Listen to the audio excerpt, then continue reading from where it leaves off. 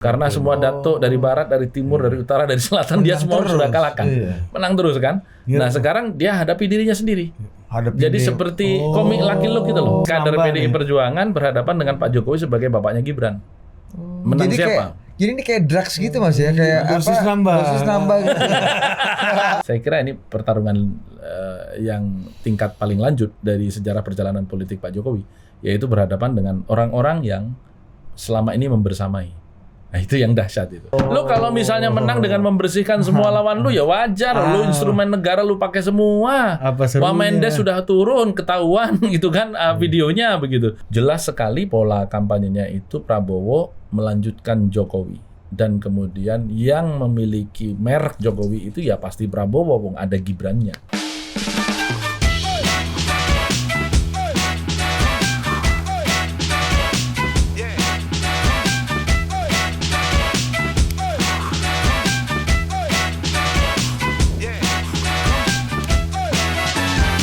Kita masuk ke tema kedua nih Mas. Ya. Jadi dalam siklus politik kita ini kita masuk ke tema-tema telenovela nih sekarang. Pengkhianatan, terus sakit hati politik gitu kan, terus Sayang anak. Ada lagi Kalau Pak JK tuh sayang anak. Ya, kan? Ada Pak JK kan di Kumparan dia menyampaikan di podcastnya politik sayang anak. Iya banyak. Dan itu cerita roman sinetron umumnya. Iya, sampai waktu itu ada salah satu pendukungnya Mas Ganjar, ketua umum Ganjarian Spartan ini kan. Mas Eko kan. Pendiri. Ganjarian kan. Ganjarian Spartan, founder. Founder kan Mas Eko Kuntadi ini cerita. Ini pendukung Jokowi ini banyak yang nelpon gua, nangis katanya. Nah, ada yang bilang ini pengkhianatannya 2 kali lipat lebih tinggi daripada SBY dan Bu Mega kan. Terus ukurannya apa? Jadi semua dengan angka subjektivitas. Nah, Mas Romi melihat enggak SBY ya, mungkin ada benarnya. Karena kan SBY kemudian berkuasa 2 periode kan. Lah kalau ini kan 2 periode mau dilanjut nih. Jadi kalau itu nanti 2 periode lagi menang berarti 2 kali lipat kan 4 periode. Waktu asumsi ke depan ya Mas. Iya kan? Bahasa itu tidak terlalu salah begitu. Iya, kan kita belum dapat ukuran ini. Kita baru dengar ukuran ini. Nanti kami akan dakwahi ini ukuran ini Mas. Nah, Mas Romi gimana ngelihat orang-orang yang akhirnya itu berpisah jalan sama Pak Jokowi? Itu memang orang yang dulunya itu memang loyalis utamanya Pak Jokowi, atau memang mereka orang-orang yang memang bergeser karena memang udah beda pilihan dari awal aja, atau anti Prabowo? Iya, anti Prabowo gitu. Kalau saya melihat orang yang kecewa karena Jokowi tidak Jokowi lagi. Ya. Karena misalnya Budi punya akun Instagram atau selebgram. Selebgram itu akan terus dicintai fansnya sepanjang tindakan-tindakan yang dipublikasi di IG dia sejalan dengan kemauan atau penglihatan fans tentang dirinya. Jadi ada semiotika yang muncul, ya, imagologi. Jadi citra yang muncul Budi itu seperti ini gitu. Misalnya anak muda, eksekutif muda, dan seterusnya lah begitu ya. Nah ketika kemudian itu menyimpang dari itu, dari pattern itu, dari pola itu, orang pasti akan bereaksi. Gitu. Nah ini problemnya pecinta-pecinta Pak Jokowi itu banyak yang kemudian menyesalkan, bahkan sebagian masih tidak percaya, apa iya sih Pak Jokowi sampai sebegitunya. Nah misalnya gitu. Ada tuduhan anti demokrasi, dinasti gitu kan. Ini Pak Jokowi ini dilahirkan rahim demokrasi dan reformasi. Jangan-jangan dari dulu emang itu imajinasinya Pak Gunawan Muhammad aja gitu kan. Dan dari sekarang jadi marah sama imajinasinya gitu loh. Kelihatannya kayak gitu. Tadi kan saya bilang Quran saja mengatakan seorang akan menjadi tiranik, menjadi despotik manakala melihat dirinya serba cukup, tidak pernah kalah begitu. Jadi tidak juga kita bisa mengatakan bahwa ini sejak awal dulu orangnya demikian. Ini adalah karakter yang terpendam dan baru terbongkar hari ini. Saya tidak mempercayai itu. Hanya yang saya ingin mengajak rekan-rekan yang semula mencintai Pak Jokowi, ya terimalah kenyataan bahwa hari ini Pak Jokowi bersama dengan Prabowo dan Gibran, sehingga memang ketika hari ini harus benturan itu sesuatu yang tidak terelakkan. Tetapi kan kita tidak memusuhi Joko Widodo, kita kan bertarung secara sehat. Saya pernah mendapat nasihat dari guru politik saya, almarhumah ibu saya sendiri. Rom, politik itu dulinan, karena saya orang Jawa Timur ya. Itu diomongin begitu. Politik itu dulinan, tapi lek dulinan sing temenan. Politik itu permainan, tapi kalau sedang bermain yang sungguh-sungguh. Nggak ada kan kemudian pertandingan sepak bola terus pura-pura ngegolin, pura-pura nggak ngegolin. Itu sepak bola gajah namanya. Enggak, itu sepak bola Indonesia dulu. Oh, ada gitu ya? Sepak bola Pancasila. Ya, skor diatur begitu kan. Oh, sekarang udah enggak ya? Sekarang, di bawah Pak Erick Thohir udah enggak? Semoga enggak. Saya nggak tahu kan. Ya. Kalau PAN pasti bilang, oh iya betul. Ini P3. Sudah nggak penting lagi. Ya. Sudah nggak penting lagi kan, karena udah nggak jadi calon wakil presiden kan. Itu jaga pelanggan masih lah. Saya cuma ingin mengatakan, nggak artinya kita berbicara tentang bahwa sekarang Pak Jokowi memilih berhadapan kan. Karena saya pernah mengatakan ketika Pak Jokowi nggak pernah kalah selama 5 kali bertarung, plus 2 kali mantu dan anaknya, maka Pak Jokowi sekarang kebingungan kalau dari sisi kacamata dunia persilatan ini berhadapan dengan siapa lagi. Nah kan begitu, karena semua dato dari barat, dari timur, dari utara, dari selatan, dia semua sudah kalahkan, menang terus kan. Nah sekarang dia hadapi dirinya sendiri. Jadi seperti komik Lucky Luke gitu loh. Lucky Luke ya. Menembak lebih cepat dari bayangannya sendiri begitu. Bang bang Lucky Luke. Jadi ini Pak Jokowi sebagai kader PDI Perjuangan berhadapan dengan Pak Jokowi sebagai bapaknya Gibran. Menang Jadi siapa? Jadi ini kayak drugs gitu Mas ya, kayak dosis nambah. Dosis nambah gitu. Saya nggak mau mengatakan drugs dong. Itu lu yang ngomong. Bukan, itu kata orang-orang yang Ini pengakuan kawan, ada Coki Pardede, kawan kita Coki Pardede. on record itu naik gitu. Harus naik terus biar dapat kebahagiaan kan. Ya kan? Ini kalau udah coba narkoba, kata si Coki nih yang ngomong nih. Kalau udah gue baru ngerti itu dengan analoginya Coki. Kalau udah coba narkoba, lu mabuk minuman alkohol yang paling mahal sekalipun, kebahagiaannya nggak akan pernah sama. Karena pintu kebahagiaan yang lebih tinggi ini udah terbuka gitu loh. Jadi gitu analogi dia kayak gitu. Ini lagi gue jadi ngerti nih. Ngerti nih analoginya. Dosis, jadi dia merasa ini bisa. Ini Pak Jokowi misalnya gini Mas ya. Undang-undang yang dianggap misalnya agak berseberangan dengan demokrasi, revisi undang-undang KPK. Protesnya gila, ada reformasi di korupsi, lolos. Ombudsman Cipta Kerja, Omnibus Law. Omnibus. Ombudsman saking lupanya nih kan. Omnibus Law. Terus apalagi ya, KUHP baru, Tax Amnesty, gitu. Jadi Mas Gibran dan Mas Bobi maju di puncak pandemi. BBM naik ketika pandemi. Iya, BBM naik ketika pandemi. Makanya saya bilang, saya selalu mengatakan saya itu hormat kepada political skillnya Pak Jokowi, dahsyat. Dan saya kira harus kita akui lah, memang betul-betul seorang politisi hebat. Ini lebih canggih lagi analogi Mas Romi ini nih. Apa tuh? Daripada Mr. Q punya bos. Apa? Mr. Q bilang kan catur simultan ini Mas. Ya, dia main catur simultan kan sama semua ketua partai. Dia melawan banyak orang. Satu orang kayak Grandmaster Utut Adianto nih kan. Satu dia lawan banyak orang gitu kan. Yang paling berat dia lawan tuh namanya Judith Polgar katanya. Seorang Grandmaster perempuan. Itu pesaing yang paling ini tough, dia berat.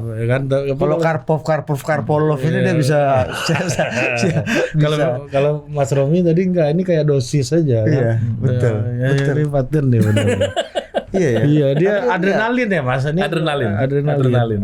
Dia exercise terus gitu ya. Iya, dia exercise. Tapi kan gini loh Mas, orang yang belum pernah punya record kalah, itu kan dia selalu ukur bahwa langkah berikutnya adalah langkah kemenangan berikutnya dengan ukuran tadi, mungkin isi ransel, stick or carrot yang dia punya, valuasi yang dia punya itu dia memungkinkan dia untuk investasi resiko yang lebih tinggi gitu. Tapi gini Mas, Ini kalau kayak kita main PS itu, Dit.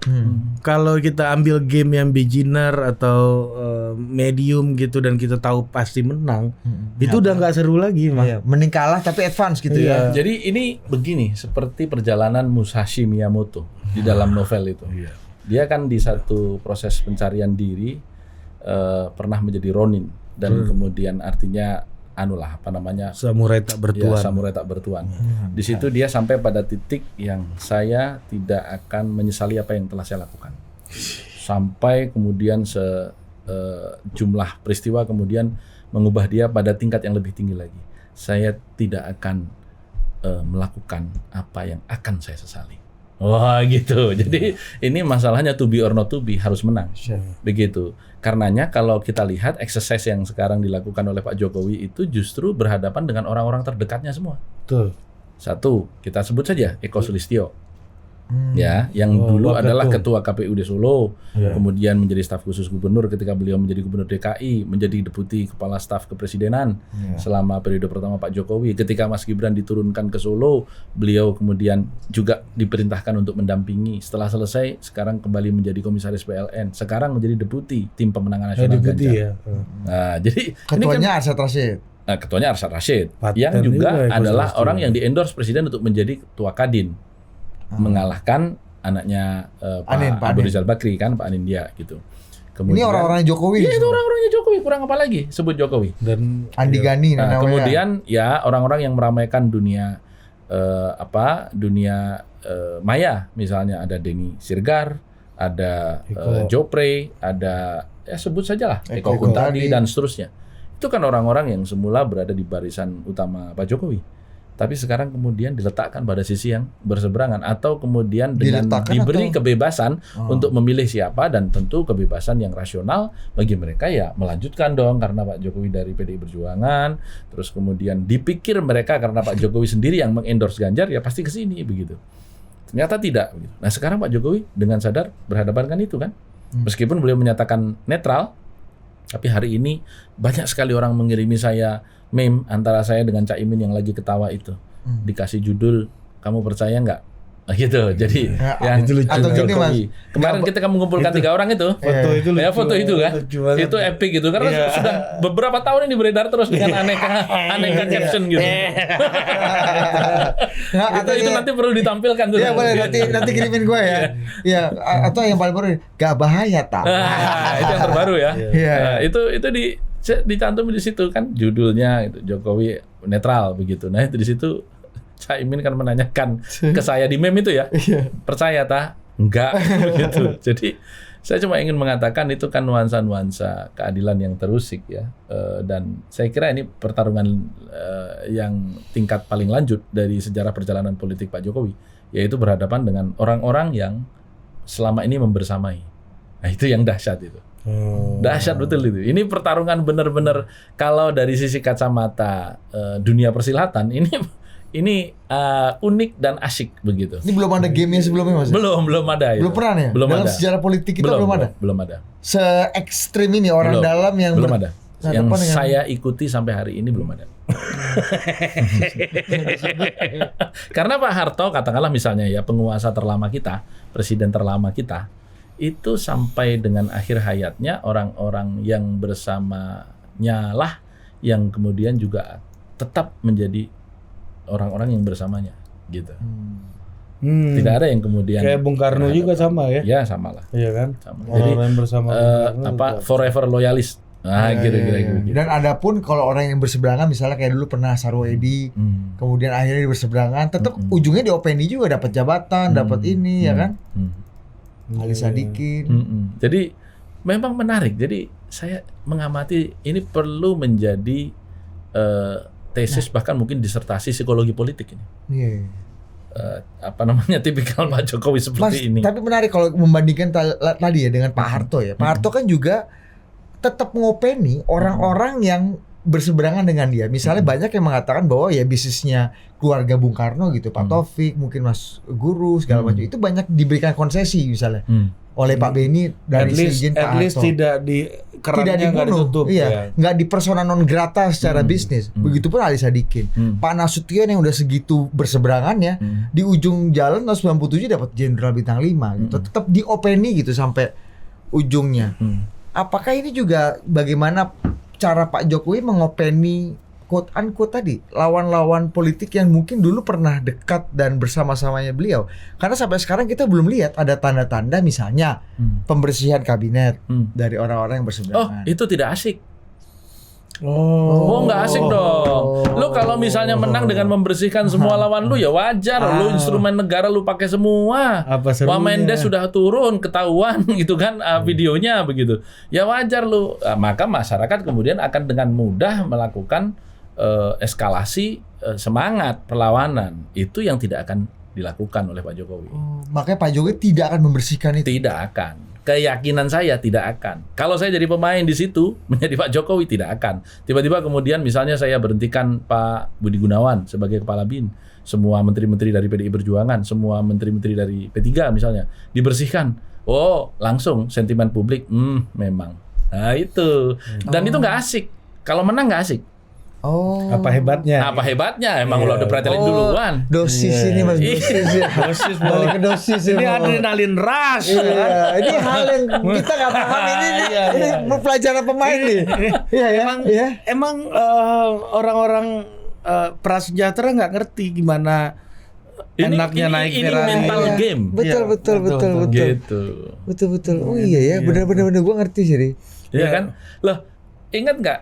Saya nggak tahu mainan anak sekarang ya. Dulu zaman saya itu ada Mortal Kombat. Ada ya. Finish him. Ya, itu kan brutality. Wah, itu kan pertama lawannya kan beda-beda terus kan. Ketika semua udah dikalahkan kan diri kita sendiri terakhir muncul kan. Oh iya. Iya kan? Oh iya. Nah, Ini nggak ngerti genset-genset ancur nih masih kan nggak ngerti dia Biasanya genset-genset. pakai siapa? Mas Liu Kang, Apa? Sub-Zero, Scorpion, Goro ya kan? Ya.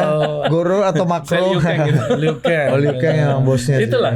Jadi kan terakhir Liu Kang lawan Liu Kang gitu. Iya betul. Oh iya gitu Mas ya. Kalau kita udah menang Itu, semua iya. akan lawan diri kita. Akan lawan diri. Samsung itu. Samsung yang kemudian jadi Liu Kang lagi. Iya kan? iya. Betul. Brutality. Paham ya? Animality. Babality. Iya. Tapi lu kok main Sega ngapain sih main Mortal Kombat? Gua bisa permainan Nggak aja jelas. sama. Iya kenapa lu kan tua. Iya, itu di dingdong main dulu Kita tuh. kan gamer. Itu kan. Lu harusnya main judi Mickey Mouse. Iya, roulette. Kita kan mulai Donkey Kong sampai dengan ini. Berarti Street Fighter main juga. Oh, main juga Street Fighter. Dalsim. Sonic the Cat. Enggak tahu saya bilang. Tekken. Sama Mario Bros enggak, kita enggak main, enggak demen. Iya, karena Tekken. nggak ada cara. Oh iya ya. Jadi Pak Jokowi dari segi dosis dan permainan dia nggak akan mungkin menyingkirkan lawan politiknya ya. Tetap ada Tidak dalam akan asik kekuasaan. dong. Apa serunya? Apa serunya? Ya, karena bener PKB yang udah jelas koalisi perubahan nih, PKB masih bertahan. Bertahan. Di dua kementerian Nasdem. yang iya Masih Nasdem, ada. KLHK loh Mas. Iya masih. Kementerian besar kan. Iya masih. KLHK doang yang sisa sekarang ya. KLHK. Masih di ini ya. Dirawat dan PKB juga ya. PKB Kementerian Desa dan Naker bos yang sampai level-level mikro kan ininya kan. Iya. Apa perangkatnya kan. Terus PDI semua. Dan punya pendamping desa kan? Iya. Yang bisa juga digerakkan untuk kepentingan pemilu ini kan? Iya. Dibiarkan juga. Dibiarkan juga. Jadi memang Kenapa, Mas? ini menurut saya Agak aneh ya. sebenarnya bukan aneh, tapi ya itulah yang membuat seorang politisi naik kelas kan? Naik kelas begitu. Jajal dulu nih lawan Budi sama Ari di dialog ini mampus. Nggak bisa ngomong apa-apa. Nanti naik lagi interviewernya sampai ke Prof. Effendi Ghazali. Mampus juga misalnya. Udah berarti emang nggak ada yang hebat. Akhirnya siapa lagi? Najwa Shihab lewat. Misalnya Rosi ini Silalahir kira-kira tewas. gambaran misalnya. begitulah. Iya, Udah iya. lewat nanti gitu. udah nggak ada lagi. Dia cuma mau buktiin kalau orang ini hebat cuma di kepala lu aja, aslinya juga biasa-biasa aja gitu ya. Artinya Jokowi punya jurus untuk mengantisipasi hal-hal yang akan bisa dilakukan dengan privilege kekuasaan yang masih dipunyai oleh lawan-lawannya yang dia berikan itu dong Mas. Artinya dia punya antidotnya dong ketika lu tetap dibiarkan makan gula atau makan sop kaki kambing, lu punya simvastatinnya nih untuk bisa analogi ngatasin. lu makin rumit. Makin rumit. Gini gampangnya Mas. Gimana? Ini kan kalau orang jalan kaki di pinggir jalan itu biasa aja, ya kan. Tapi kalau dia menginjak bara itu bisa jadi show kan gitu kan. Kira-kira kan kayak gitu. Iya. Nah untuk injak bara ini kan dia perlu punya Jurus. salep atau latihan atau apa. Antidotnya itu kalau Ini pakai antidot dia caranya pakai Nabi tuh. Ibrahim itu harus tahu caranya Nabi Ibrahim. Nabi Ibrahim. Nabi apa? Nabi apa? Kuni barda wa salaman ala Ibrahim. Gitu. Coba. Wahai api, dinginlah kamu untuk Ibrahim. Nah, wahai api. Itunya. Itu ada, pasti ada. Pak Jokowi punya doanya lah gitu lah. Pasti, kalau enggak mungkin. Mantranya pasti. Mantranya ada. Ampuh. Tapi kalau pakai mantra lama Ketebak. baranya disingkirkan nggak jadi show lagi. Enggak Kan? jadi show lagi. Nah, Iya kan itu kan cara pikirnya kan. Pak Jokowi kan berhadapan dengan pemain-pemain yang sangat lama dan punya experience luar biasa. Bu Mega, Pak Surya, you name it. Justru show-nya di situ. Makanya maksud gue, artinya Pak Jokowi punya jurus-jurus yang tidak dipunyai para senior-senior ini atau tidak pernah dialami senior-senior ini dong. Ya kan Sehingga senior-senior ini pun yang punya pengalaman luar biasa ini nggak bisa antisipasi jurus Koping Ho ilmu ini. pengetahuan itu kan akumulatif. Pastilah orang-orang yang datang belakangan ini kan semakin canggih, semakin hebat karena semakin menyerap informasi dari banyak tempat. Saya kan pernah mengatakan di sini kalau nggak salah bahwa Pak Jokowi adalah politisi yang paling resourceful hari ini. Beliau memiliki laporan survei yang hampir tiap hari. Beliau mengatakan sendiri, saya tahu berdasarkan data intelijen jerohannya partai-partai, begitu. Arahnya partai-partai. Dan saya tahu apa yang menjadi kegiatan terbuka, terang atau gelap dari bisnis dan seterusnya gitu ya. Jadi itu yang tidak dipunyai, kan saya pernah mengatakan itu yang tidak dipunyai oleh ketua-ketua umum partai yang lain yang ngorder surveinya mungkin 3 bulan sekali begitu atau 6 bulan Keterbatasan sekali. ransel Iya. tadi ya. Market driven ini Ya, ya. itu dia, beliau mampu melakukan selancar politik pada gelombang yang tepat karena beliau memiliki alat pengukur gelombang. Barometernya Iya. ini ada. Jadi alat pengukur gelombangnya tuh kapan dia akan muncul itu Dia tahu persis ya. tahu persis gitu. Jadi beliau berselancar pada saat yang Tapi tepat begitu. ini oksimoron lagi. Tadi Anda bilang bahwa di media sosial yang mungkin menjadi wajah dari suasana hati masyarakat itu 95% tuh nggak suka, benci ataupun Beliau tahu itu. Tahu. Justru Beliau show-nya tahu di situ. Makanya kemudian buat apa menempatkan Mas Gibran yang jelas-jelas beresiko gitu kan? Iya. Ya justru show-nya di situ. Justru show-nya di situ. Oh, kayak ngasih kayak sirkus ngasih Iya, iya. harimau ini ya. Kepala gini. Iya kalau lu lihat-lihat jauh kalau hari domba kalau domba kan ya terlalu menakutkan Pak kan. Jokowi kemarin di Lampung ngapain? Monitor nggak kalian? Lampung. Di Lampung kan? Yang waktu Ganjar hari ini ke Lampung, Ya. kemudian keesokannya Pak Jokowi ke Lampung. Gua skip tuh sih. Ya ada beberapa hal yang beliau lakukan. Dan kalau kalian hari ini googling, coba cek siapa yang paling banyak bagi sembako. Begitu. Gus Romi lah. Kalau kita zakat itu bos, Iya. keluarkan pelan-pelan kan gitu. Iya, tapi ngelawan orang yang senior itu dengan pemahaman teknologi, Coba cek dulu. pemahaman teknologi dan Di Lampung apa saja kegiatan presiden? dan teknologi politik terkini ini bisa diuji juga ya, Gus ya, maksudnya ya kayak Budi bilang tadi itu kan senior yang berpengalaman panjang. Kalau Pak Jokowi paling mutakhir.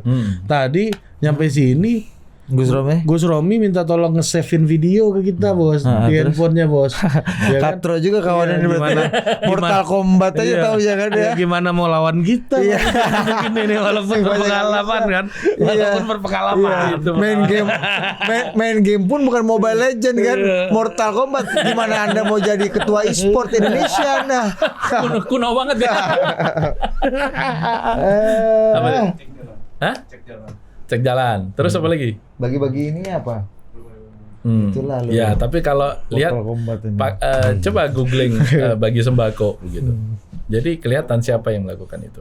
Jokowi sindir, jalan rusak bikin harga sembako mahal. Ada bagi sembakonya Enggak, nggak? bagi sembako. Maksudnya bukan di Lampung. Loh. Sekarang ini yang lagi Ini banyak bagi sembako siapa? Ini data survei, ini data sur. Jadi salah satu yang Bansos saya El lihat, Nino ini kan.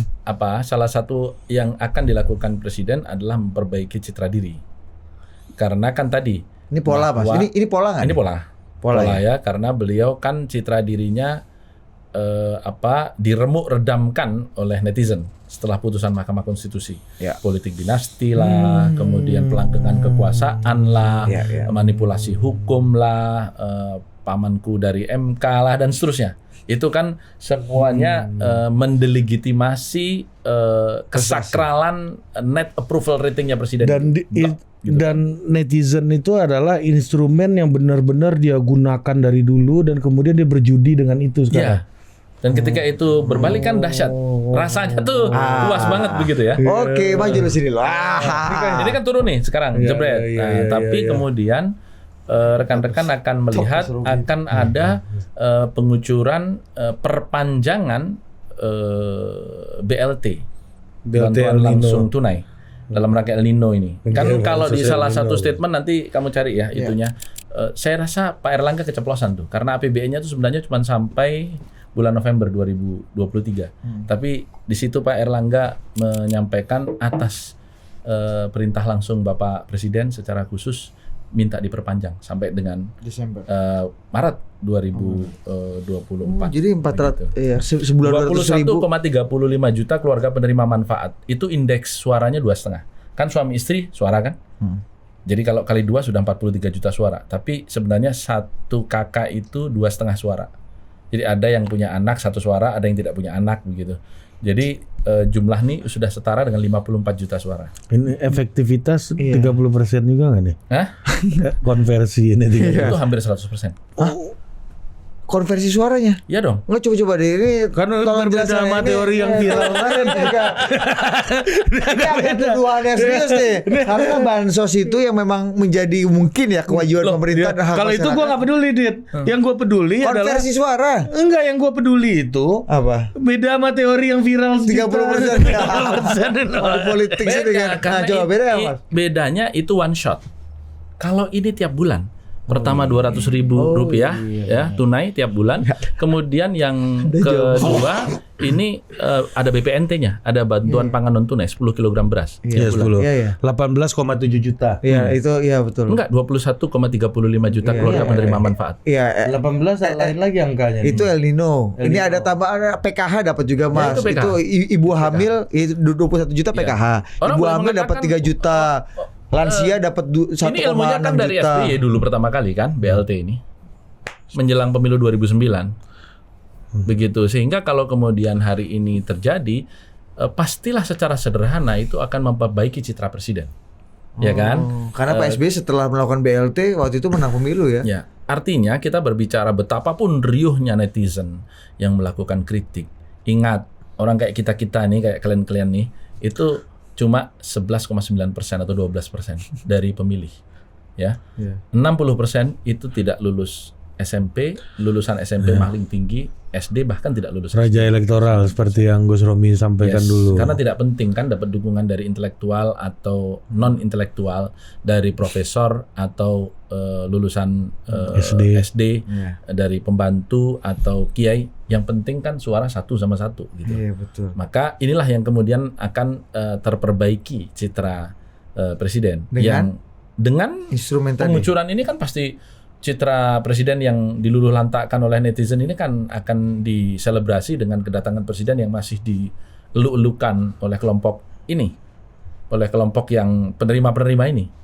Dan itu Pembebasan PRONA, program nasional Iya. sertifikasi tanah misalnya begitu. Pembebasan STNK pajak ya. Dan seterusnya ya. Bahkan kelas menengah pun disasar. Rumah di bawah 2 miliar di bebas pajak. dibebas pajakkan PPN sampai Juni tahun depan. Itu beli baru atau Beli baru. oh, Beli baru. belilah. Telat Anda. Jadi enggak kan masih sampai Juni tahun Masih depan. sama. Masih. Jadi ini akan secara nyata dirasakan oleh publik, sehingga dengan demikian citra presiden akan membaik. Nah, kemudian pada saat yang sama politik yang sekarang, karena saya keliling ya selama seminggu kemarin, saya keliling ke Cirebon, ke Pemalang, ke mana Jawa Tengah saya susuri, Jawa Timur ke Tuban, Jombang, segala macam. Itu kan jelas sekali pola kampanyenya itu Prabowo melanjutkan Jokowi. Dan kemudian yang memiliki merek Jokowi itu ya pasti Prabowo, wong ada Gibrannya. Jadi ketika Pak Jokowi approval ratingnya naik lagi, itu akan mentransmisi kepada kampanye ini kan. Itu menurut saya canggih sekali. Dan instrumen approval rating yang bisa bounce back itu karena salah satunya tadi. Menurut saya bukan salah satu, inilah satu-satunya yang paling manjur. Bukan satu-satunya. Instrumen yang paling manjur sejauh ini. Dari karena nggak ada yang mampu menandingi, Bos. Kan sirkus-sirkus juga Nggak ada yang banyak mampu dong. menandingi. Sekarang partai mana atau capres mana yang kuat melawan Nggak kuat. serbuan 21,35 juta keluarga penerima manfaat ini. Mas, tapi kan nggak bisa juga itu, maksudnya gini loh. Masyarakat itu kan juga, lo jangan kami jadi dituduh kalau suka Jokowi gara-gara penerimaan manfaat, itu kami dituduh menerima money politik atau apa. Ini kan memang kewajiban negara. Ini kan memang sudah wis wayahe ngono. Ya nggak perlu dituduh, tapi kan yang dicari cuma dampaknya. Nggak perlu tuduhannya. Iya. Dan nggak perlu dibuktikan juga toh. Ya, tingkat konversi suara berapa, Mas? Kalaupun perlu lu bisa buktiin. Itu dia. aja pertanyaan. Gimana cara menilai? Iya. Apakah Anti, seseorang ya yang kan? tadinya anti menjadi pro karena diberi BPNT, bantuan pangan non tunai, atau BLT, bantuan langsung tunai, kan susah membuktikannya seperti apa. Ini beda sama yang 30% nih one shot dari. Oh, itu one shot. Kalau ini 30% apa? Oh, yang itu tadi Iya. ya. Rumus lama. Ya, rumus lama. Yang viral itu dan ya, Mas. tidak ada ininya ya. Itu tidak ada ikatan emosionalnya ya. kalau ini repetitif ya gue Repetitif. repetitif. 13 sampai 17% terdidik itu akan tetap mengkritik tuh. 12% itu akan tetap mendidik, akan menggelinding. Dan sekarang kan terus menggelinding. Guru-guru besar melakukan Iya. gugatan, kemudian BEM menyampaikan gugatan TUN, menyampaikan gugatan perbuatan melawan hukum. Itu kan artinya bergulir. Seberapa punya efek trickling, Mas? Trickle down effect-nya ngaruh nggak itu? Gimana trickle down efeknya? Dari 12% yang mungkin narasi tadi kekecewaannya terus ada dan Pertanyaan terus saya hari dipelihara. ini, ada nggak mahasiswa demonstrasi? Yang kemarin katanya gembar-gembor BEM seluruh Indonesia akan turun. Ada nggak? Ada nggak, Mas? Ada nggak mahasiswa? Nggak ada. Nggak ada. Lu Minimal main nggak tahu. sinetron lu. Nggak ada. Udah selesai jadi Kalau mahasiswa. ada demo gede pasti kita tahu kan. Iya, Iya. kan nggak ada. Iya, Iya, masuk nggak ada. gitu. Nggak ada. Artinya kan kita juga tahu ada program untuk mahasiswa yang baru lulus ini dapat kartu prakerja. Iya. Ya, teman-teman adik-adik kita yang sekarang ngurus organisasi kekencengan ini IP-nya jelek-jelek misalnya begitu. Terus Tapi semangat tinggi. Ya. semangat tinggi, ada kartu prakerja, jaminan satu pendapatan selama sekian tahun ke depan dan seterusnya ya. Itu kan meninabobokkan mereka semua dari kesadaran-kesadaran tentang arah demokrasi kita. Tidak lagi muncul bacaan-bacaan kritis tentang ini, begitu. Dan semuanya nanti akan tengok kalian bahwa yang dilempar, saya membacanya secara sederhana, yang dilempar sebagai strategi pemenangan itu hal-hal yang sifatnya slapstick, seperti misalnya Prabowo gemoy, ya, gemoy atau gemoy, saya nggak ngerti bacanya bagaimana itu. Kemudian hal-hal yang tidak ada urusannya sama visi dan misi, hal-hal yang digandrungi, mohon maaf, kalangan intelektual menengah ke bawah, yang lucu ya, begitu, yang asik ya, gitu, dicemooh, dihina, difitnah, senyumin aja, begitu. Jadi hal-hal yang tidak ranah intelektual. Ada teman gue, Mas, lulusan Stanford bisnis. Dia bilang, gue milih Pak ini karena dia suka kucing gitu. Ya udah ngomong debat-debat soal capres program visi misi, ujungnya milih karena kucing. Jadi Itu orang S2 Mas di Stanford. saya mendapat informasi salah satu kandidat ini menggunakan strategi pemenangan yang konsultannya dibawa kemari, yaitu konsultan pemenangan Bongbong Marcos.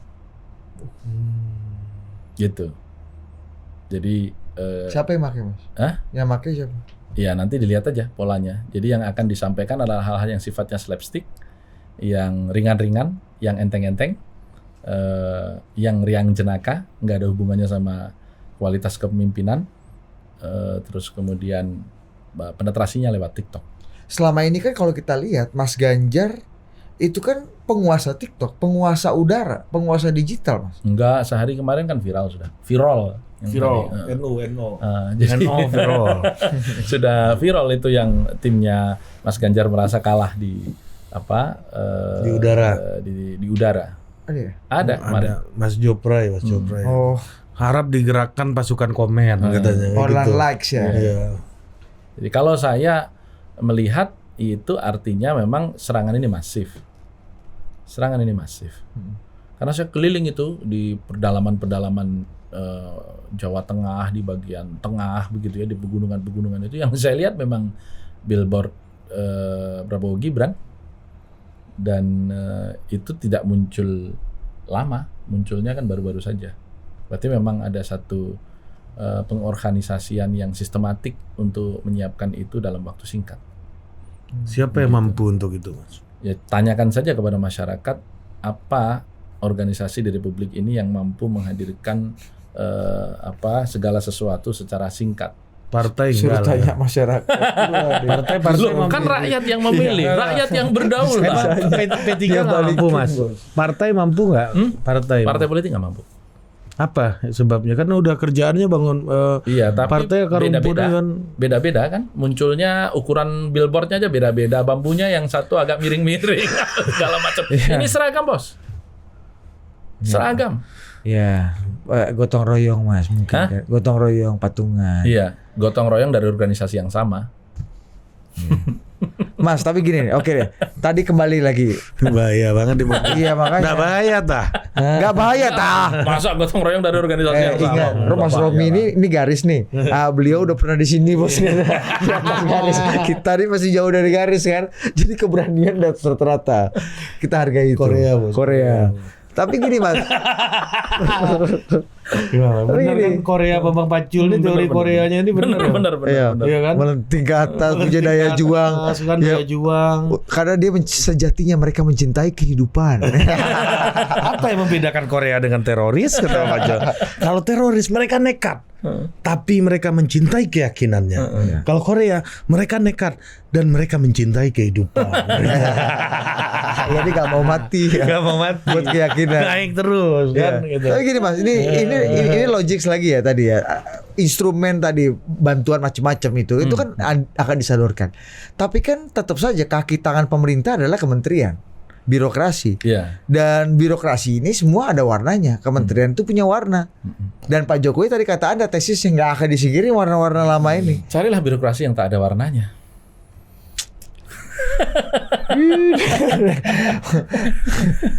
Kan bansos nggak mungkin dong, bukan Kemensos. Pokoknya yang tidak ada orang partainya di mana yang nggak bisa masuk, kan gitu aja.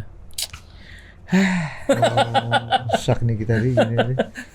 Tambah lagi musuh nih kita di. Sadap nanti abis ini kita. Jelas ya? Beresiko banget nih orang nih.